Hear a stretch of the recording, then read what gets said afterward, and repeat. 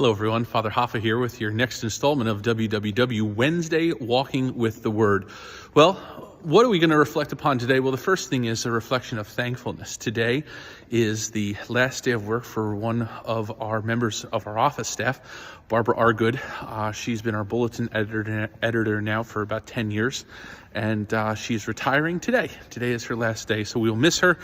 We got to celebrate her yesterday and today, and a lovely member of our parish family and also of our rectory staff.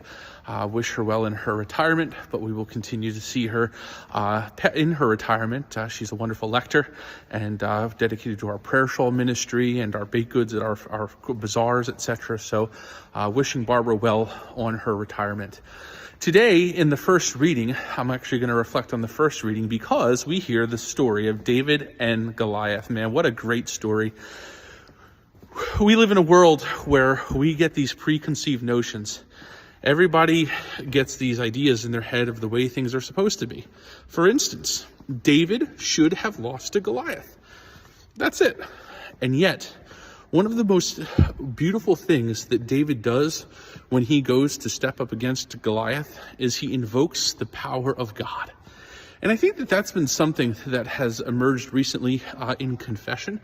And also just in talking with people about their spiritual lives and the challenges that they have, is how important it is for us to invoke the name of the Lord when we are struggling, when we're challenged. And I've often recommended to people to invite the Lord into their thoughts, into their feeling, into their mind in that moment, whatever is going on. And David does this. He invokes the Lord as he is stepping up against this Philistine. And what does he do? But with one strike, the strike is so powerful, the strike is so exact that they say the stone, it lodges itself in Goliath's forehead and he expires. And David walks up and dispatches him and cuts off his head.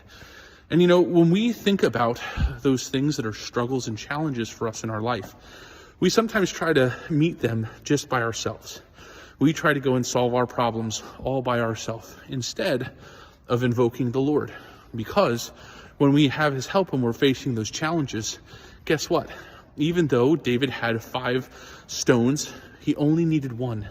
And for us, we only need that one moment of help from the Lord in addressing that evil, that challenge, that struggle in our lives.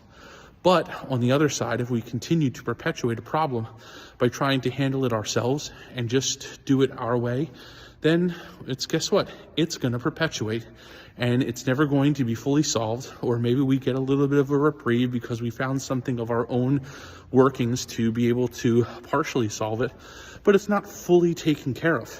And so it's a reminder to each and every one of us that as we face the struggles and challenges of our life, that we need the Lord. And we can hear that over and over again, but a specific action is to take what David did today as he faced what seemed like insurmountable odds. This massive Philistine, Goliath, who was supposed to crush him, he didn't. And not only did he not, they didn't go round after round, battle after battle.